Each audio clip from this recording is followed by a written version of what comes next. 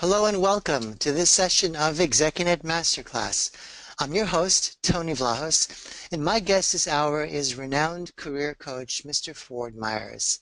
Whether you're applying for a new job or are looking for more just compensation in your current position, there is always room for negotiation, especially when you bring high-value skills and experience to the table.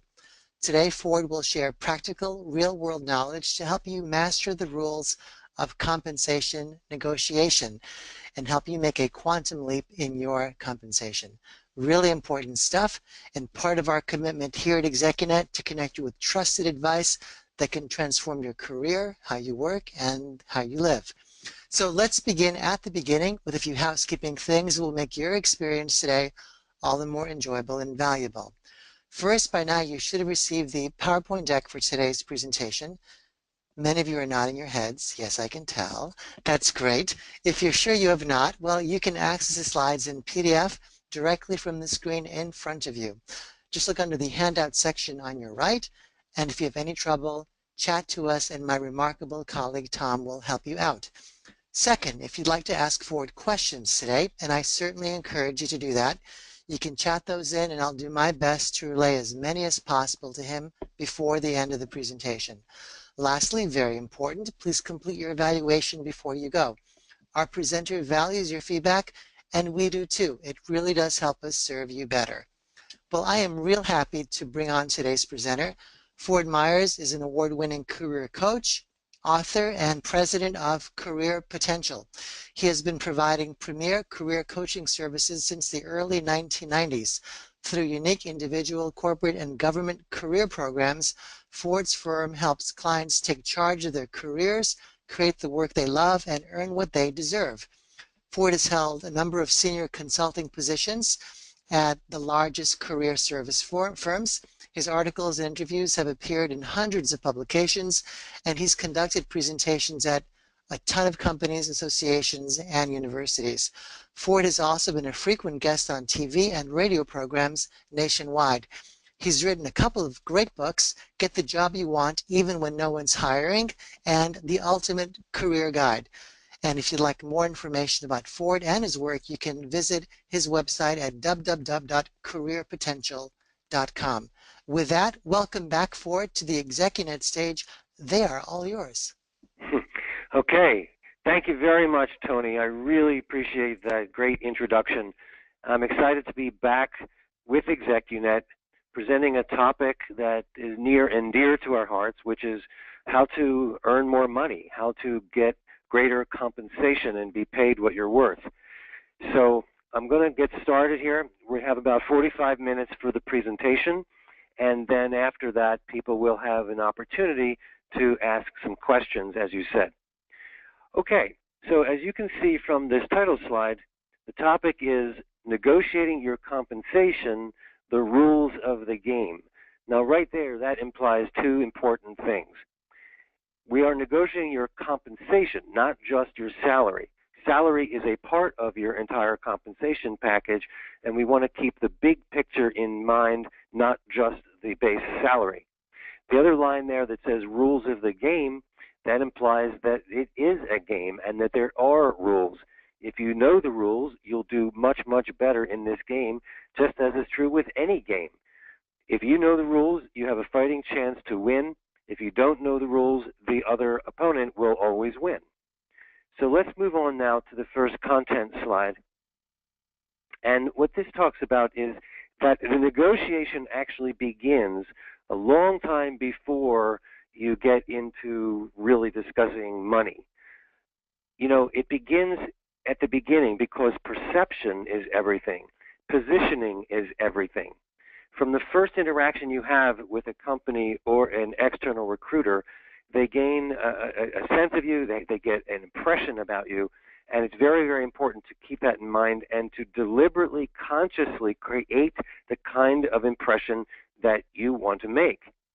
So, for example, you want to enter this whole process via networking or through an external executive recruiter rather than through an online job application. Right there, you're setting up a certain dynamic. You're setting up a certain kind of perception, whether you come through a job application or whether you come through networking or a highly placed recruiter. Now, you'll notice I said external executive recruiter because I want to make a distinction right off the bat between an external recruiter who works for a recruiting company versus an internal recruiter who basically is an extension of the human resource department of the hiring company. So you want to certainly impress the interviewer with your preparation. It still amazes me how unprepared many top candidates are when they go into a job interview. So preparation is key. You really want to do your homework. Clearly, you also want to articulate your value in every interaction that you have. You don't want to be shy. You don't want to be modest. If you don't sell yourself, nobody will sell you. If you don't promote your greatest assets, then the other person will never know your greatest assets. Please don't assume that people are mind readers. Just because you say, I was a so-and-so, I had a certain title, that does not mean that they understand what that means necessarily. They can't read your mind. You have to explain to people what you contributed and the value that you brought to the table in your prior positions. So you also want to do extensive research and talk to some people, if possible, who are close to the company. Find out what their issues are. What are their challenges? What are their problems? How do they compete? How do they stack up against the competition? The more you know, the better, and the more competitive intelligence you have, the better. You also want to always tie your strengths and your experiences directly to the company's needs and problems. And as you're going to hear a little bit later, it's very important to ask questions at the interview to really get to the heart of their pain points. You know, where does it hurt? What are their biggest issues? What are their biggest challenges? What keeps them up at night? The more you can find out those things, then the more you can tie your accomplishment stories directly to those needs and problems. So that's why I keep using this phrase, accomplishment stories, is because you're going to have to tell your own story and articulate your value in a very compelling way. So the stronger you come out of this interview, the stronger your negotiation position will be. Now let's jump ahead and say, okay, you got the offer. Great, congratulations. But this is still not time to jump up and down and celebrate because you're still not done. Because you need to ask yourself some very serious questions. Is it the right job for the right compensation and for the right reasons? That's what we're shooting for here. We're not just shooting to get a job offer. Anybody can get a job offer. I'm talking about the kind of offer that's the right job for the right compensation for the right reasons. That's our goal. Now, fit is a very short word. It's only 3 letters, but it's the largest word in the whole story of negotiation compensation. It's very important that the position you take is a good fit for you. Of course, compensation is part of fit, but it's only one part of fit. Look at all these other things on this list. Location, industry, the product, the service.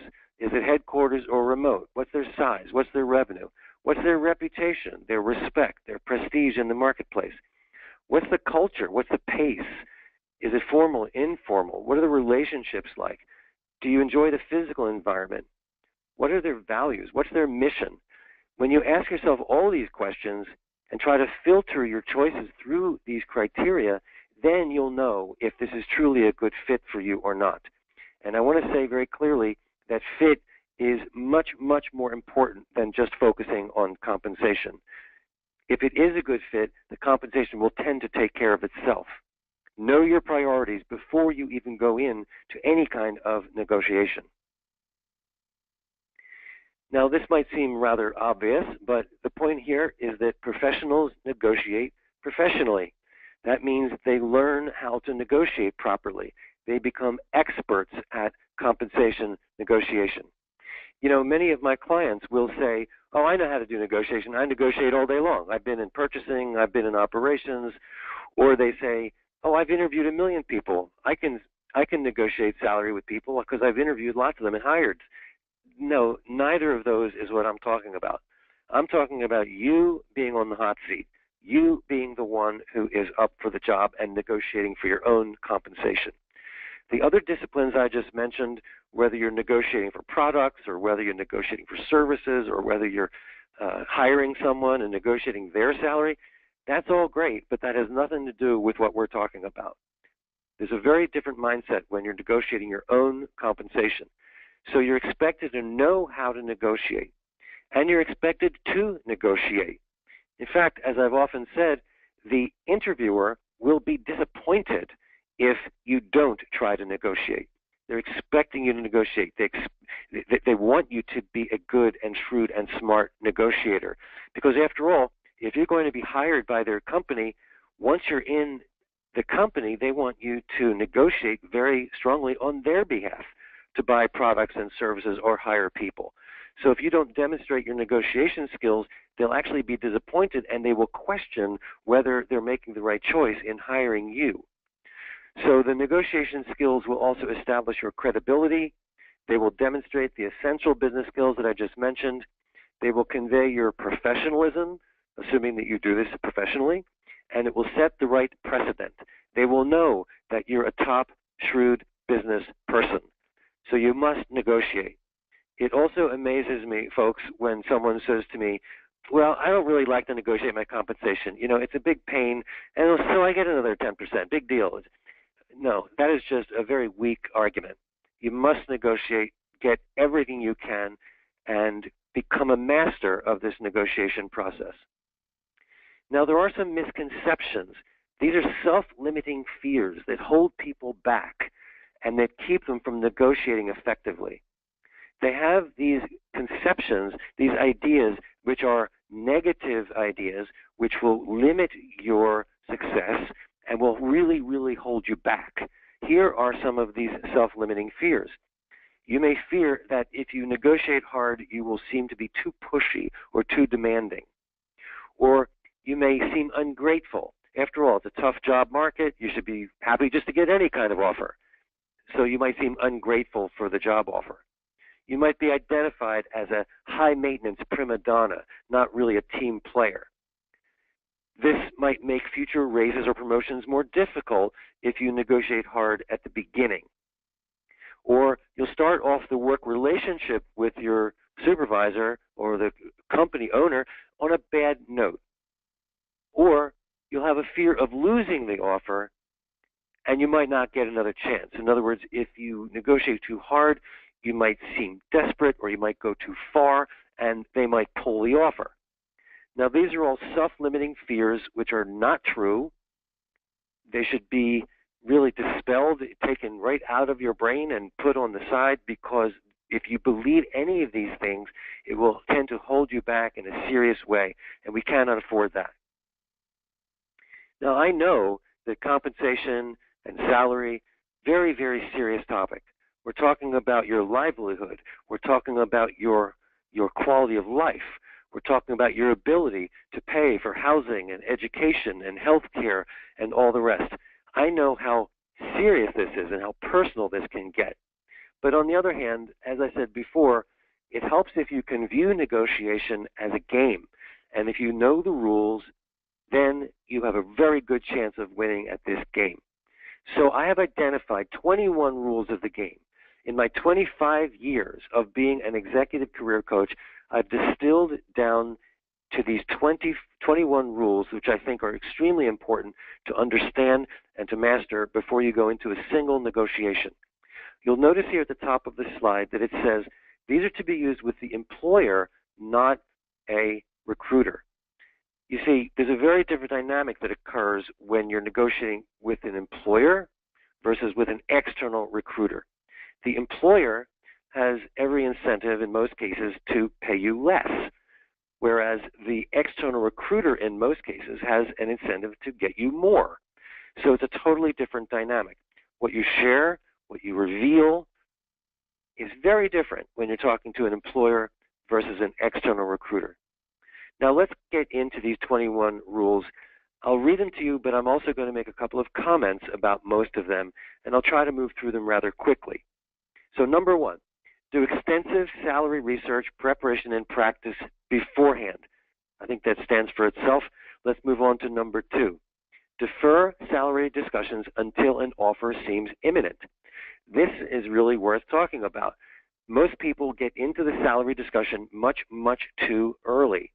For example, an employer might contact you and say, okay, well, we're interested in you. We saw your LinkedIn profile or your resume was forwarded to us, and we just want to check to make sure that we're talking to the right person. What kind of salary are you looking for? Or what did you earn last year? Or some question like that. These questions are very common. They're also very unfortunate for a million reasons, but you must not fall into the trap of just answering those questions. Just because you're asked the question doesn't mean you have to blurt out an answer. So there are ways to defer and deflect this conversation about money until the right time. Item number 3 says discuss salary only with the ultimate decision maker.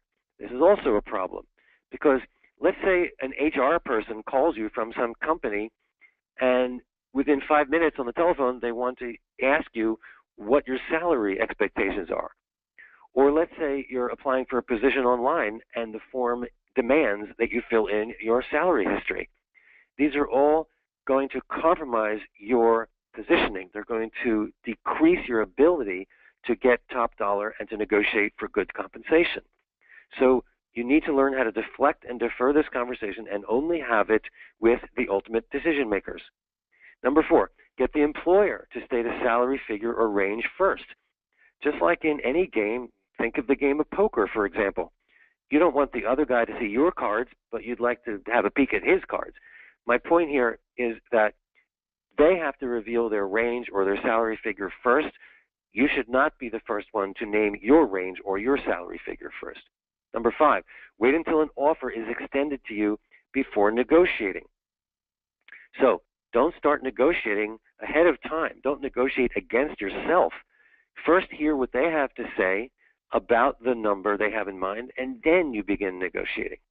Number 6, discuss salary only you have fully described your relevant accomplishments. Here again, they say, well, what do you want to earn? The question is, well, for doing what? You know, if you're hired to work in a retail store, selling things on the floor, that's one thing.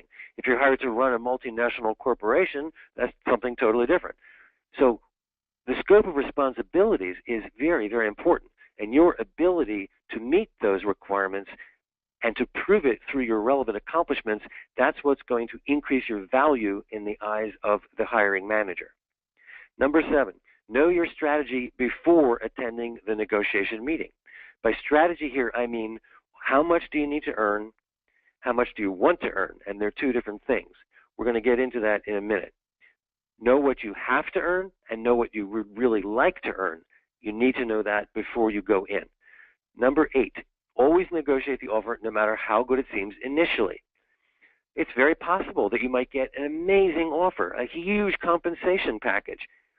Sounds great, but should you just say, okay, I'll take it? No, you should not, because whatever number they mention to you is the lowest number they can possibly utter without feeling completely embarrassed. It's a trial balloon. They're just testing the waters. There's always more money to negotiate above the initial offer.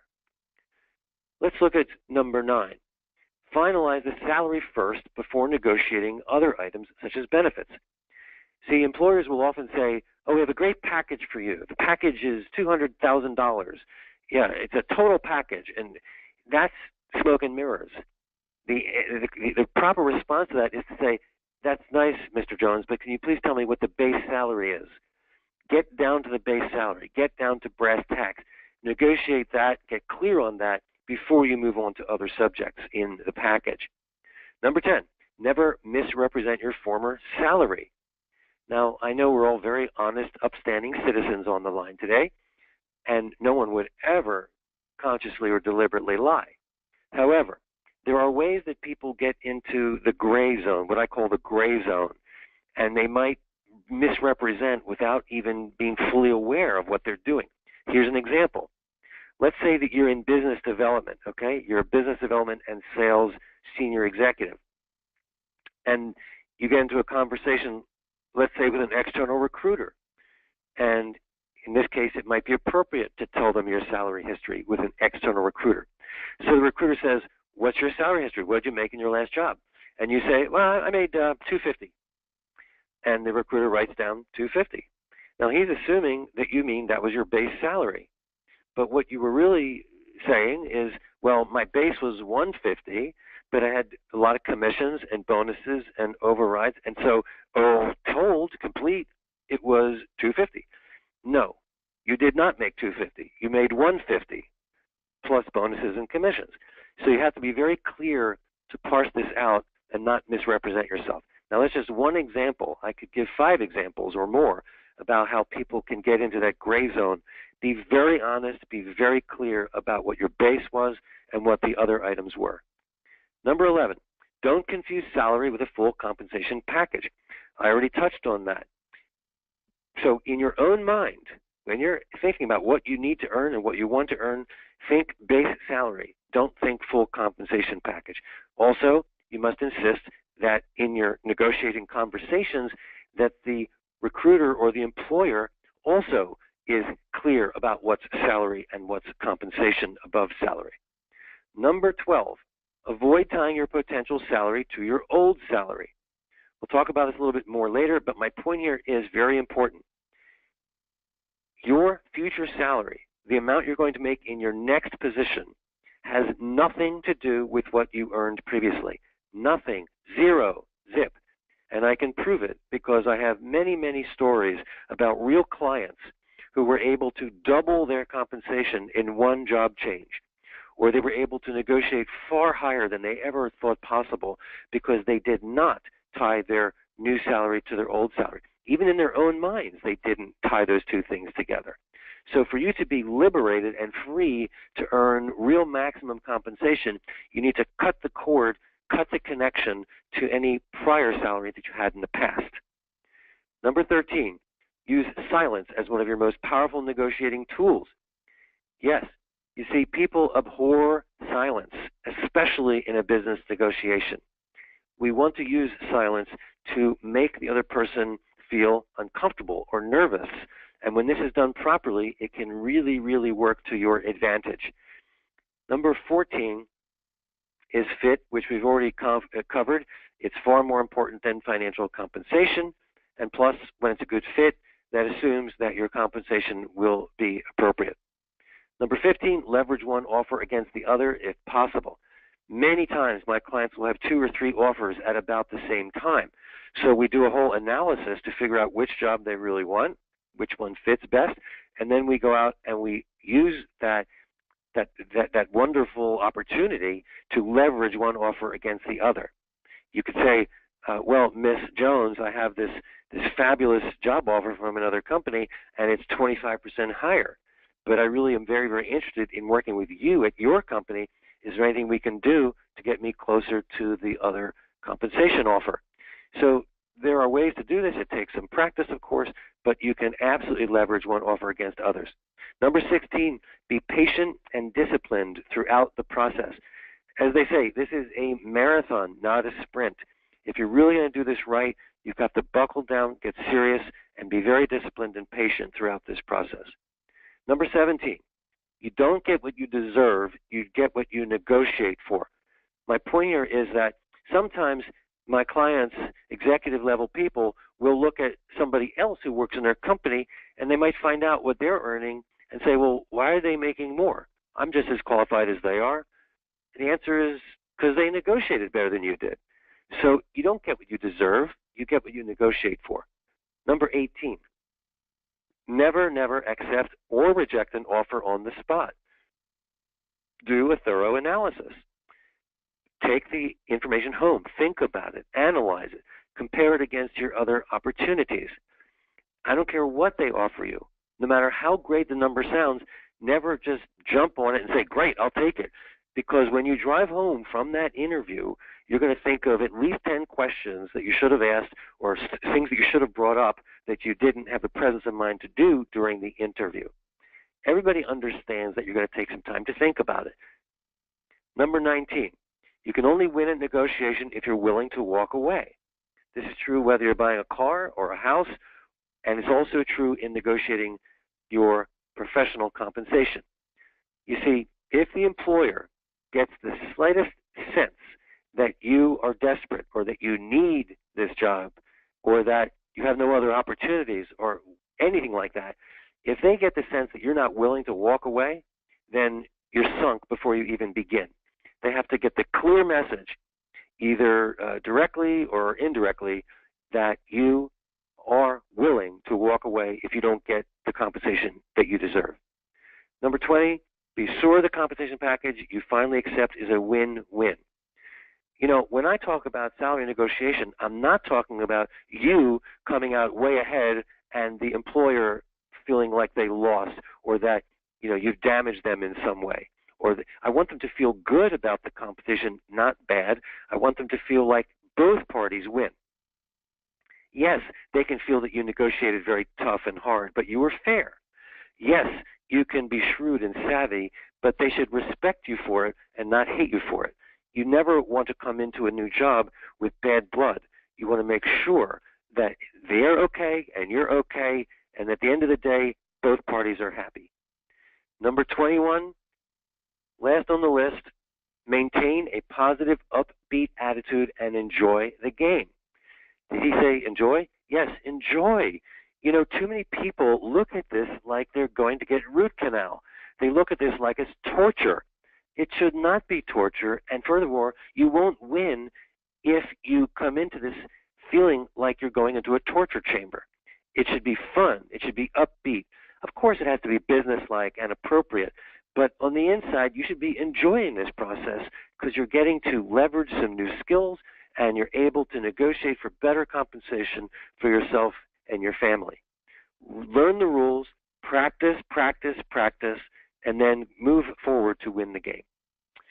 Now, this formula that you see in front of you is very, very, very simple. It's so simple that even I can remember this. P plus P equals P. Preparation plus practice equals power. You want power, right? You want influence. You want to be able to leverage the negotiation so it goes in your favor. The way to do that is to master these skills, prepare, and practice. It's as simple as that. What compensation do you require? This is what the employer will ask you. Now remember, we're talking about the employer here, not an external recruiter. So, what compensation do you require? They could ask it in different ways, like, what's your salary history? Or, what did you make last year? Or, what kind of money are you looking for? Whatever they ask you, it's the same basic question. So, how do you respond before the offer? Here's how you respond. These are some tried and true responses that my clients have found to be extremely helpful. Number one, I think salary is a very important topic, and I would be more than happy to discuss it once a mutual interest has been established, and then get back to discussing your accomplishments. Number two, your company has a very good reputation. I'm sure the compensation package will be fair enough to keep me motivated and productive. By the way, what is the salary range for this position? So you're turning it back on them. Number three, based on my accomplishments and contributions, I would like to be paid at the same level as other employees of my caliber. And what is the salary range for a person of my caliber? Now here's what I know, folks. If you turn the question around like this and ask it of them, my experience shows that at least 50% of the time, probably more, they will answer you. The problem is that most of you never thought of asking. You never thought of turning around the question and getting them to name the number first. This usually works. It doesn't always work, but it usually works. And I suggest that you memorize these phrases and sentences, and you'll see how well they work over time. Now, let's continue with a couple more responses before the offer. You could say, regarding compensation, I'm flexible and willing to negotiate once we have developed a mutual interest. Get back to your accomplishments. Next, if we decide that I'm the right person for this job, I'm sure we will be able to come to an arrangement regarding compensation or an agreement on compensation, and then get back to discussing your accomplishments. The next example says, at this time, I'm most interested in determining if I'm the right person for the job. If there's a fit, I'm sure salary won't be an issue. And this next one says, are you making me an offer? Now that one, as it says right on this slide, you should only use this one if you're later on in the process. Let's say you've had multiple conversations. let's say you've been to their office a couple times, they got to know you, you've given them all your materials, and they finally say, so, we're really interested in you, what kind of compensation? That's where you could say, oh, are you making me an offer? And if they say, well, yes, we would like to make you an offer, then you would say, great, what kind of salary range did you have in mind? So if you memorize these phrases and these sentences, I'm sure that the responses will work for you. You have to be confident about them. You have to really get them clear in your mind, practice them a lot. But if you do that, they will work for you. Now, let's talk about this issue about knowing your numbers in advance. Before I called it know your strategy ahead of time. Same thing. So on the need side, you got to be real clear about what you need. In other words, so you don't lose your house, so you don't lose your spouse, so you don't have to pull your kids out of college. This is what you need in order to feel decent about yourself and to be at a reasonable level. On the right-hand side, though, is what you want. Now, look, this might not seem like a whole lot of money to you, but it's just an example. What you would love, if you have been making around 110, 120, whatever, you would love to make 160. You'd love to have 2 more weeks of vacation. You'd like your benefits to start right out of the chute.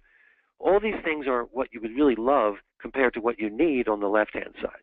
So know what you're willing to trade and what you're not before you go into the interview. Make your list. Do your analysis. Now, I talked before about how there's no connection whatsoever between old salary and new salary. This is one of the biggest stumbling blocks that many, many executives struggle with. They can't get it out of their head that their old salary has something to do with their new salary. I've talked to many people about this, and I'll say, what are you looking to make? In other words, as their coach, I will say, what are you looking to make in your next position? And they'll say, well, in my last job, I made 2.25. So, if I could make 230, 240, I'd be thrilled. In fact, with this tough job market, even if I could just, duplicate what I was making before, that would be great. But that entire answer is based on the wrong assumptions. It has nothing to do with your old salary. The quicker you get this into your head, the more liberated you will be to go on and earn far, far more compensation. You should be paid not based on your old salary history, but based on what level of contribution you can make in the new situation. Every new job is a totally new situation. New job, new title, new company, new product or service, new culture, new people, and your impact, your level of contribution may be far, far greater in a new job than you made in your old job, which means that you should be therefore paid far, far more. And everything is negotiable. Everything. You wouldn't believe some of the things that I've helped my executive clients negotiate for. I'm not kidding. Whether it's having their own executive washroom or having a person pick them up every day at their home and drive them into the office, or even little things like they negotiate for a laptop and pay for the cell phone. There's big things and little things, and all across the board, everything in between. All the things you're looking at here on the screen are things that I've helped clients negotiate. Everything is negotiable. Everything, everything, everything. But always get clear on the salary first. Very, very important. So first round negotiations means after you've been selected. When they said to you, okay, we like you, we want to make you an offer, then you should immediately ask 2 questions. Number 1, you would say, great, can I ask please why you selected me specifically? Why did you feel that I'm the best fit? And number 2 is, by the way, what is your company's compensation philosophy? Now, philosophy, what does that mean? Well, what's their approach? What's their culture? How do they hold compensation at that company? Some companies are about pay people as little as possible, get as much out of them as possible. Other companies have a totally different attitude, which is pay people as much as you reasonably can, make them feel really well compensated, contribute to their education and their professional growth. Totally different cultures, and there's everything in between. So in order for you to be able to respond appropriately and negotiate effectively, you need to have the answer to these 2 questions. So after the offer, what do you do? When they say, okay, we'd like to hire you, And let's say that you were great in your own negotiation and you got them to name the salary offer first. Fantastic. Congratulations. But what do you do after they put that number out on the table? My advice, and what has been proven to work best, is to pause and be silent and break eye contact. There's that silence I talked about, which makes people uncomfortable, and you can use this to your advantage. So you want to be silent, look away. If you're a good actor, you can put a look on your face that's a little bit disappointed and perplexed, as if you're thinking to yourself, oh, God, that's not what I was expecting. Or after they've heard all my accomplishments and everything I can do for them, I don't understand why they would offer me such a low salary. Now, don't overdo it, folks, but you can put that look in a subtle way on your face while you're looking away and breaking eye contact. Look down at the floor, look down at your shoe, and remain silent. I'm not kidding about this. This is play acting, clearly, but this is what works extremely well when you can do it correctly. And then, to break the silence, the interviewer will respond. In 99% of cases, the interviewer will respond. They will say something like, well, you don't really seem thrilled about this offer. What did you have in mind? Or they might say, you know, if I go talk to my manager, I might be able to do a little better. Let me see what I can do. Or they might say, look, you may not be thrilled with this offer, but that's the absolute best we can do. I'm sorry. I've already talked it over with my team. We already crushed the numbers. We already sharpened our pencil. This is the best we can possibly do, so it's a take it or leave it situation, which of course is never true anyway, but they might say that. Okay, so how do you respond? Look at the list right here. You could say, based on the level of contribution I offer and the commitment that I'm prepared to make, Mr. Smith, I really believe your offer is on the conservative side. Or, in view of the accomplishments that I've shared with you and my 15 years of related experience, frankly, your offer is not at all what I was expecting, or some combination there, okay? And they might say, again, well, what did you have in mind? Or, well, you know, what's it going to take to get you on board? At that point, you can either add a percentage, could be 15, 20%, 30%, 50%, whatever you think is appropriate. Or you could do this in terms of an actual dollar figure. Sometimes you just know in your gut that a percentage is going to be an easier play, and sometimes you know in your gut that it's easier just to talk in dollar figures. But whatever the situation is, put it out there, and then wait for their response. And never reject or accept an offer on the spot. No matter what happens in this compensation negotiation, you want to get 24 hours or even up to a week to consider it, depending on the situation. I find in practical terms, it's usually 24 to 48 hours, but sometimes we've done this as far as a week out, even if you want to consider some other job offers. Now, let's talk about the real value of an offer. So the real value of an offer should not be considered as just the base salary. Look at the base, but look at all the value of the benefits, and then come to a total. In this particular example, the total comp is 175, at least, not 120. So you might have heard 120 and said, oh, I'm sorry, forget it, it's way too low. But actually, when you hear the whole story, you might change your mind.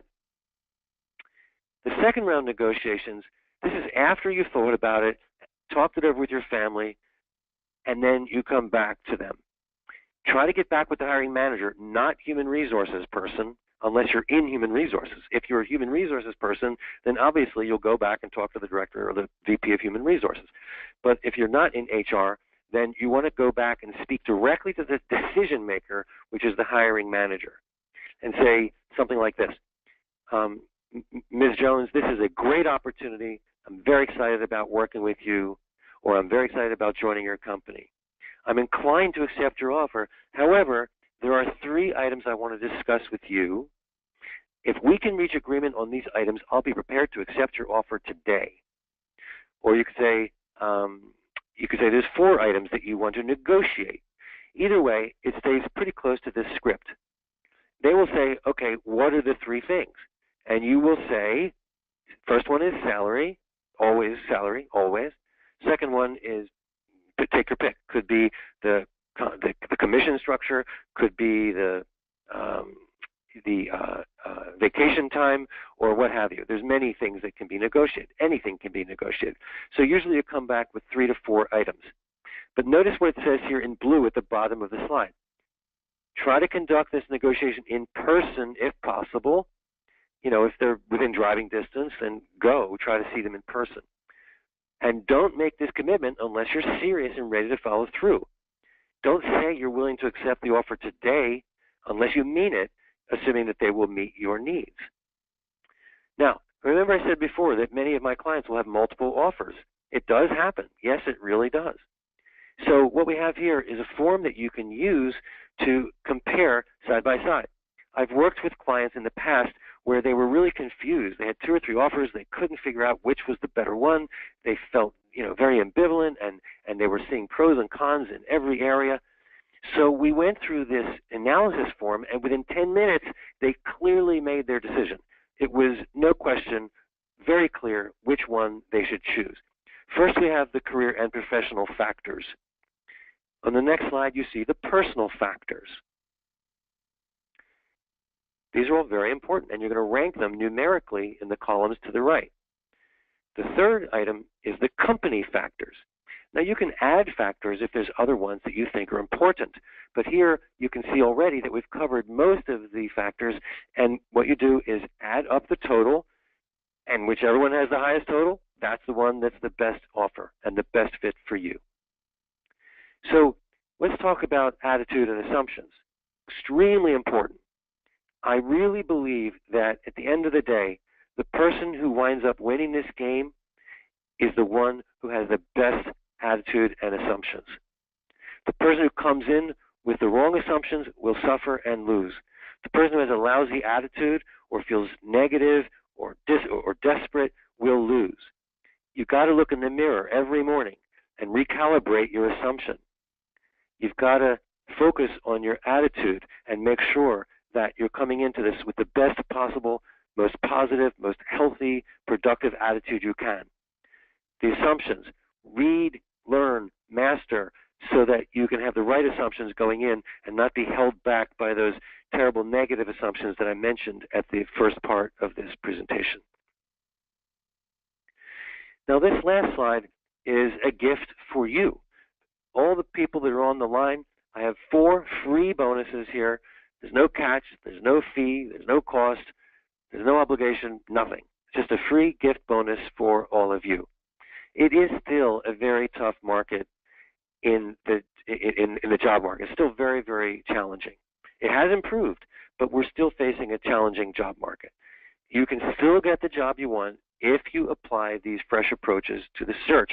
And to maximize your success, I want to offer you these 4 bonuses, which you can access by going to this link, this web page that you see at the bottom, which is careerbookbonuses.com. That's plural, careerbookbonuses.com.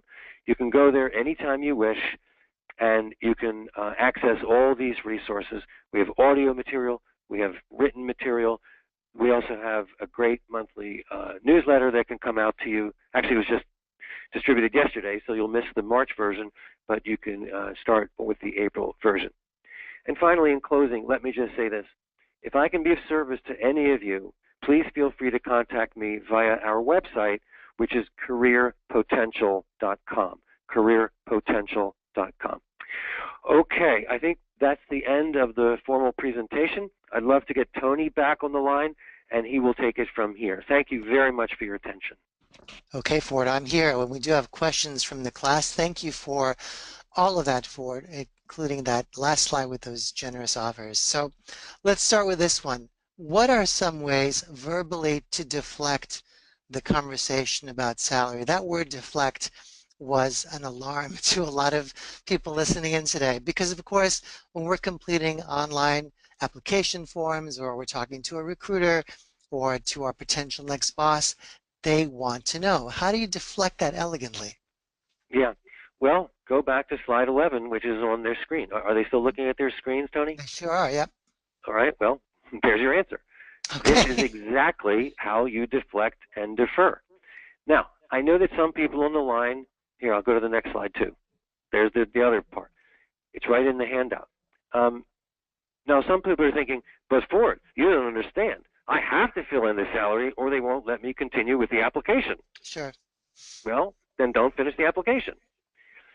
Look, I'm a little bit of a hard you-know-what about this. I don't believe that the employer has the right to get your salary history before they meet with you, talk to you, get to know something about you. I believe that salary negotiation should only come up after you've been through all that and after they've decided that you're the best candidate.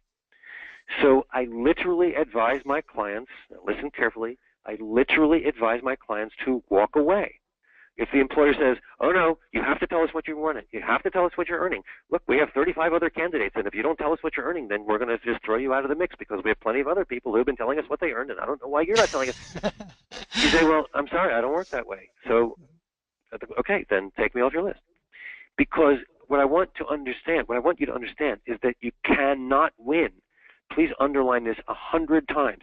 You cannot and will not win ever, ever, ever at the negotiation game if you just blurt out your salary history or your salary requirements in the very first interaction that you have with an employer. You're ruining any chance you have for leverage. You're taking away any possibility of negotiating professionally. So you may not like my answer, but that's my answer. Okay. We take your point, of course, that future salary and past salary have nothing to do with each other.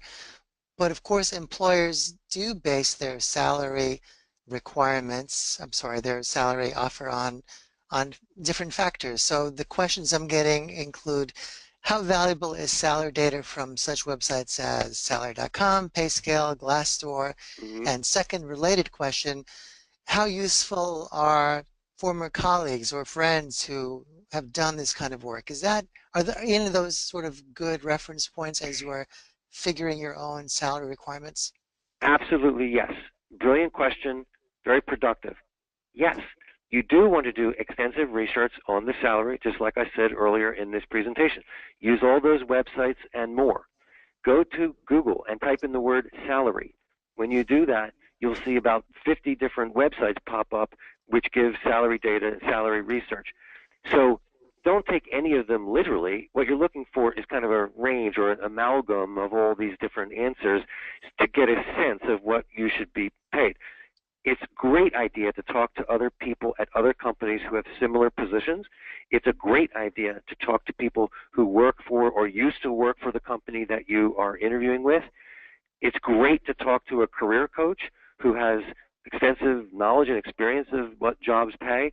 It's great to talk to recruiters if you know any, because they may have data. Great to talk to human resource managers, either at the company or a different company. So there's plenty of ways for you to do this research and come up with a very close range of what you think the job should pay based on your level of contribution. Mm-hmm. You shared a slide about multiple offers, and that's just a beautiful situation to be in.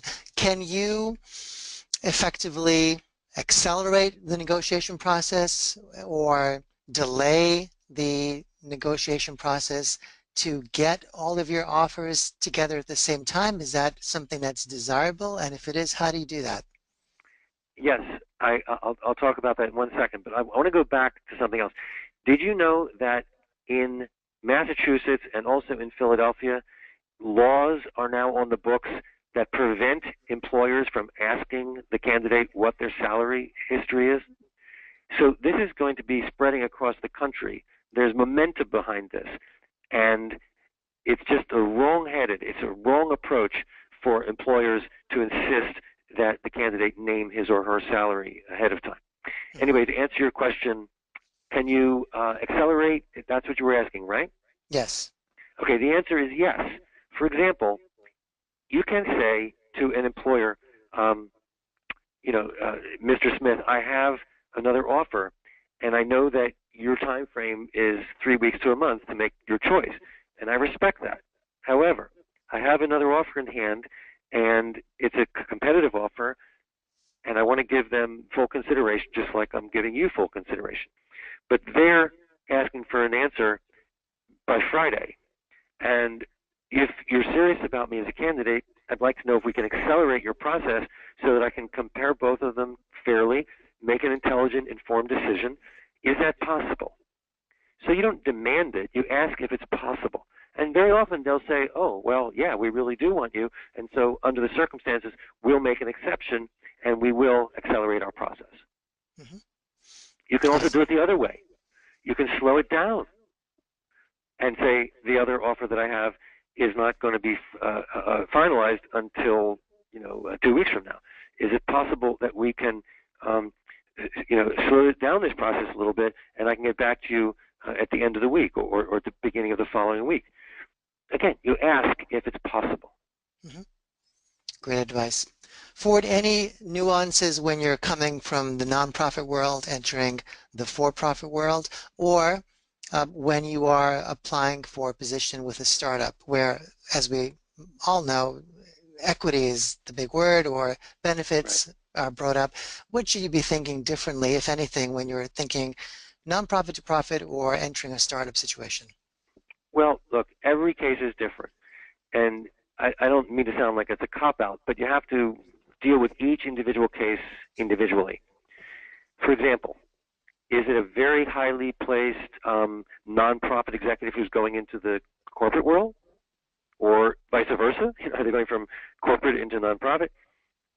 Are their skills transferable, or is this more like a political appointment? Also, when it comes to I'm sorry, Tony, you said profit to nonprofit. What was the other one? You're entering a startup. Startup, exactly. So with startups, it's a whole other ballgame, because you're exactly right.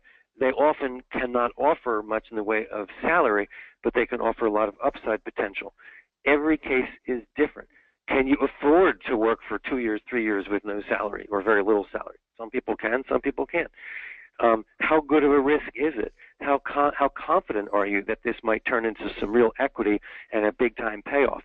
Every case is so unique and so different that I would have to talk to an individual, understand the nuances and the subtleties of the situation before I can give them solid advice.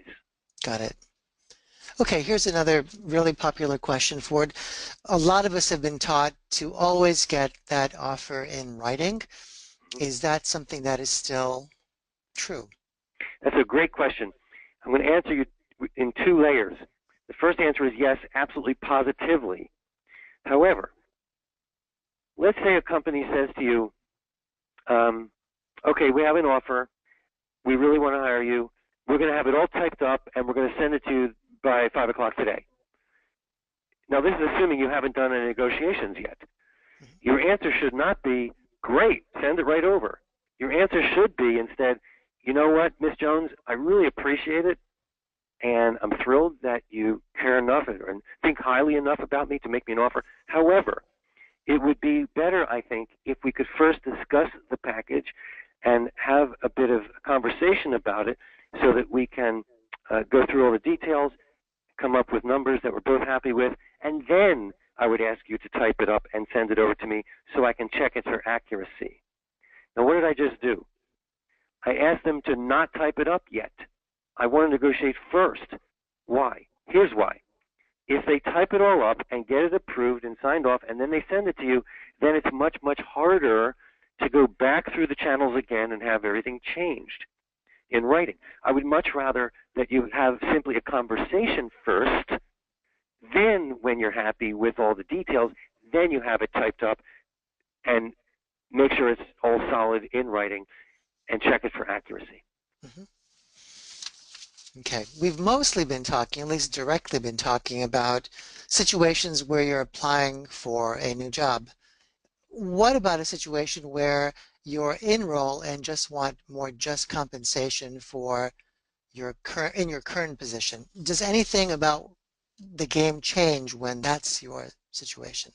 I have one answer. The answer is accomplishment stories. Let me give you a quick story. This is a true story. It's me. It's about me, myself. This is about my own professional life. When I was working at a large career consulting company years ago, I used to keep a notepad next to my phone. And I would write down all the things I did that were good, good contributions, things that made a difference, things I felt proud of, things I felt good about.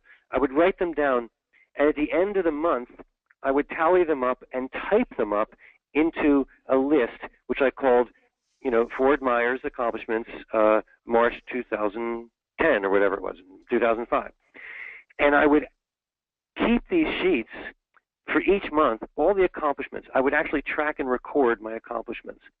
And then when I went in for my year-end review, I had data, I had information, I had proof, and I was able to use that to leverage. And I'll tell you exactly what happened. I got a raise and a promotion, but not one level, 2 levels. I was promoted 2 levels up in one conversation, and I got 2 raises up to the much, much higher level based on the fact that I had proven and built my case around my tangible, measurable accomplishments. So when you're in a company and you want to move up or you want to make more money, you have to build a case, build evidence through your accomplishment stories. I hope that answers the question. Yeah, that's a terrific answer. Let's move on. There's more, and I'm going to try to coalesce a few because they start to vary on a theme. Let's talk a little bit more about what someone has termed the benefits trap. And I think you touched on this certainly, where it all depends on your situation, what's most valuable to you. But as we look at certain benefits in no particular order, there's a 401k, there's clothing allowance, there's insurance.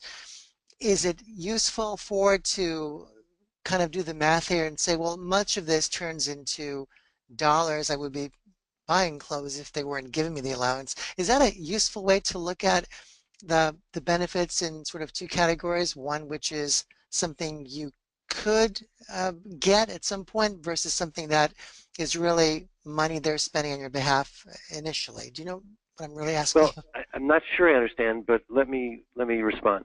Okay. For some people, money is the highest importance. For some people, it's not the highest importance. They might be more focused on vacation time or flex time, flexibility, travel. They might be more focused on the learning and the growth and education they can get inside a company. So it all depends on your own priorities. So with that being said, should you add up the numerical value of all the perks and benefits? Yes, of course. But then you want to analyze it according to your own priorities. And that's the best way I can answer that. Okay, understood. Let's see, what else, guys? Again, they're coming in fast and furious, and I'm doing my best to break them I down know and you are. I know serve them you are. up. All Take your right. time. Okay, here's a good one. You mentioned earlier your accomplishment story. Could you give us some examples of tangible, measurable accomplishments that would translate to your current employer? And I would say this applies as well to your potential next boss, your value story. Well, sure. Look, it's basically any work-related task that you feel proud of and that made a positive contribution to the company. I'll say that again. A work-related task that you feel proud of and that makes a positive contribution in some way to the company. Once you have identified your accomplishments, and they could be big or small, they don't have to be Nobel Prize-winning events. It could be something relatively small, but you feel proud of it and you know you did a good job. You know you made a contribution. So once you have that identified in your mind, what you want to do is sit down and write out the story in the following structure. It has 5 questions that you will answer. The first question is, what was the challenge or problem? What was the challenge or problem? The second question is, what did I do about it? What did I do about it? The third question is, how did I do it specifically? How did I do it specifically? The fourth question is, what positive, tangible results did I produce? What positive, tangible results did I produce? And the fifth, final question is, what skills did I demonstrate? What skills did I demonstrate? So when I work with clients, Tony, I make them write out all their accomplishment stories from any time in their career. And then when they're at an interview, if the interviewer says, we really need someone who's highly organized, you would say, oh, organized? Well, I have very strong organizational skills. In fact, I have an example I'd like to tell you about a time when I applied those organizational skills to make a very positive difference at my last employer. Would you like to hear the story? The employer says, yes, I would. And you say, okay, great. Here was the problem. And you tell them the problem, and so forth, all the way down the line, tell the whole story, and then at the bottom of the story, you would say, so, Mr. Smith, as you can see, the skills I demonstrated in this case included problem solving, analysis, but most importantly, organization. And then the employer says, great, when can you start?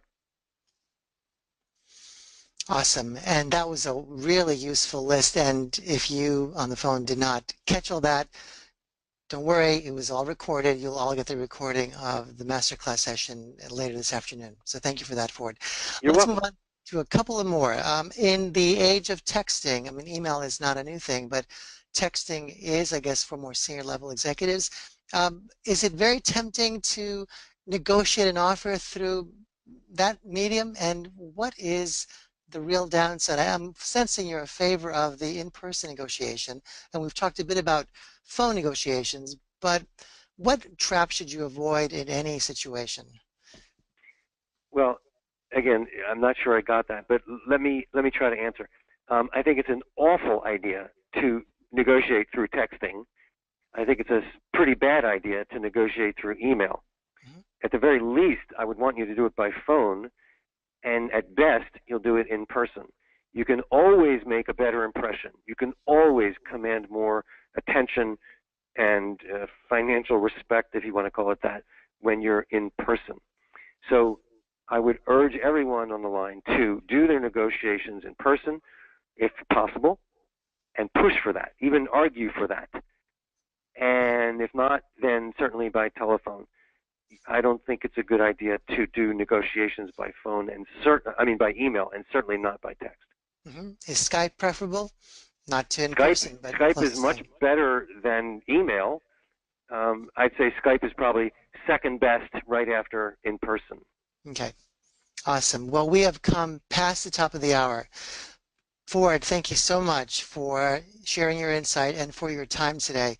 Thank you all for listening and for asking so many amazing questions. I apologize if I didn't get to yours.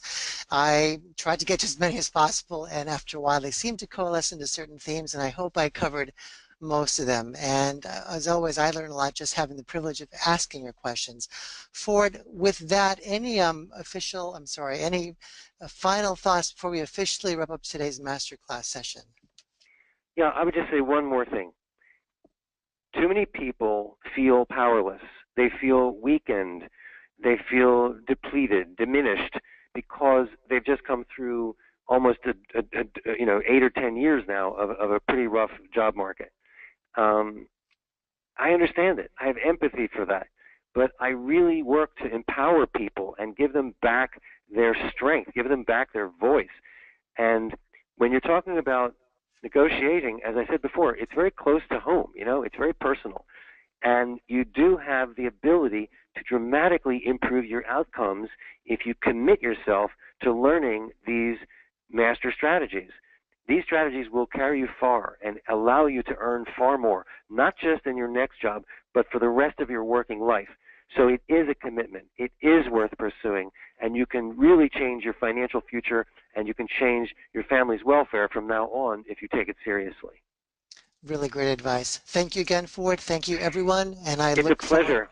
Great job, Tony. Thank you very much. Thank you. I look forward to seeing you all at the next masterclass session. Bye for now.